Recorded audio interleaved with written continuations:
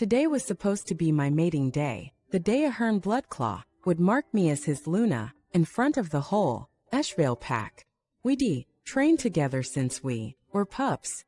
Everyone said we were the perfect match, future Alpha and Luna, balanced, predictable, safe. I smoothed down the front of my cloak for the 100th time and glanced toward the entrance again. Still no one, not a single soul had shown up, not my parents, not my brother Andrew, not even a Hern. Just me standing alone in the silence. I pulled out my phone and checked it for the 5th time.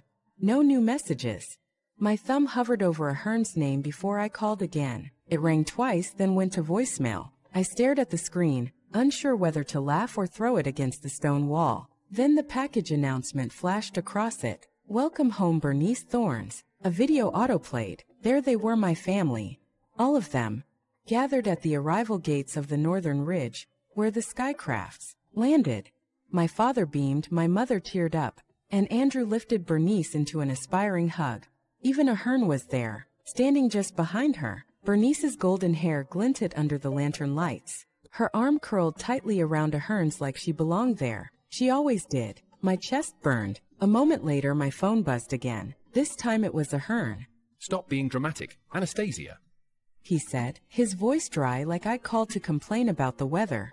We'll do the ceremony later. Bernice just got back from Alpha training at Wolfsbane Academy Dash.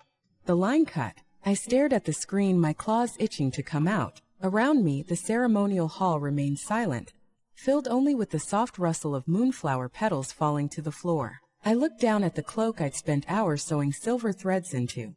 It pulled around me now like shed fur, like something I didn't deserve to wear. I slipped it off and left it there. The Stormvale pack buzzed with noise when I returned. Someone had roasted meat on the back grill. Bernice's perfume floated through the hall's rose and sweet leaf, strong enough to push every other scent away. Laughter echoed from the main room. Celebration, loud and thoughtless. No one noticed when I slipped inside through the kitchen door. I went straight to my room, sat on the edge of my bed, and stared at the list I'd written in my journal. A simple list. Every time I'd been forgotten, overlooked, passed over. I added another entry at the bottom. Mating ceremony, no one came. A knock slammed against the door. It creaked open and Andrew stepped inside like he owned the place, his boots heavy on the floor. There you are. He looked me over, taking in the fur cloak now folded by my desk and the half-written letter to the council. Bernice wants your meatloaf. Make it spicy, she says. She missed the way you cook it. I stared at him, hands resting on my lap. You missed my mating ceremony. Andrew blinked, then shrugged like it didn't matter. It's just a ritual. You and Hern can do it next moon or the one after. Bernice is back, Anastasia. We haven't seen her in a year. He picked up my journal from the desk, flipped through it without asking. You still writing this stuff down? His eyes landed on the fresh page. At the top in bold letters, final warning. He snorted. What's that supposed to mean? You gonna run away? To be a rogue? He tossed the journal back onto the bed. Just make the meatloaf, Anastasia. I stood slowly and walked past him toward the kitchen. My hand stung as I pulled out the meat from the cold box. The new soap they'd brought back for me to use, Bernice's favorite brand, had left red blotches on my skin. Andrew leaned against the wall behind me, watching too closely. Why are you so quiet? He asked. Planning to poison her or something? Before I could answer, her voice rang out from the main room. Andre, the chestnuts. He rolled his eyes and muttered, Coming. Before turning and leaving without a second glance. I washed my hands under cold water, watching the red fade into pale pink. My eyes drifted to the counter. There sat the ceremonial cake I'd ordered, still untouched. The bonding rings lay beside it, sealed in their velvet box. I didn't cry. I just stood there for a long time, staring at all the things that were supposed to matter. My wolf had been quiet all day, but now her voice was sharp in my head. Arlene, my wolf, growled low in my chest. They've made their choice, she said. So will we. I looked toward the window. Beyond it, the dark trees of the northern woods swayed gently in the night wind. Bernice was back. She had everything. And me? I was done waiting. I set the meatloaf down on the long oak dining table, the scent wafting through the air like a forgotten promise. Laughter echoed from the living room. Father, usually buried in Alpha Council meetings and Ashvale Pack's logistics, sat comfortably, listening intently as Bernice gushed about her time at Wolfsbane Academy. We practiced under the pack elder Archibald. She said, eyes shining. He said I had the instincts of a born alpha strong enough to lead any pack. Mother clutched Bernice's hand, eyes shimmering with emotion. My sweet girl. You've lost weight, haven't you? You need more rest. Too much time in training will weaken your wolf and dull your senses. Andrew sat beside them, still dutifully peeling chestnuts like some beta servant. I stood quietly at the threshold between the kitchen and living room watching, never invited. That room was warm, bright, full of voices and attention. This room mine was quiet, dim, forgotten. Bernice's voice rose with performative sweetness. Anastasia, why are you just standing there, still mad at me for ruining your ceremony? The conversation screeched to a halt. 3 pairs of eyes turned toward me like I was a problem that had just come back. Father's brow furrowed. Anastasia, come here. Don't sulk. Mother gave me that impatient look, the one that always followed whenever Bernice cried. You're the one who picked that unfortunate date. Bernice had just landed. We were all exhausted from the airport run. You know that, don't you?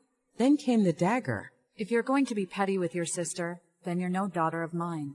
Bernice gasped, wide-eyed and full of faux concern. Mom, don't be so harsh.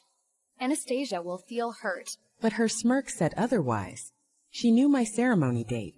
I told her a week in advance. She even replied, Can't wait. Got a surprise planned for you. Surprise indeed. Since we were pups, Bernice had always managed to turn every situation into a test one where the pack had to choose. They always picked her. Even my mate chose her. I should have felt something: anger, betrayal, sadness. But there was only stillness.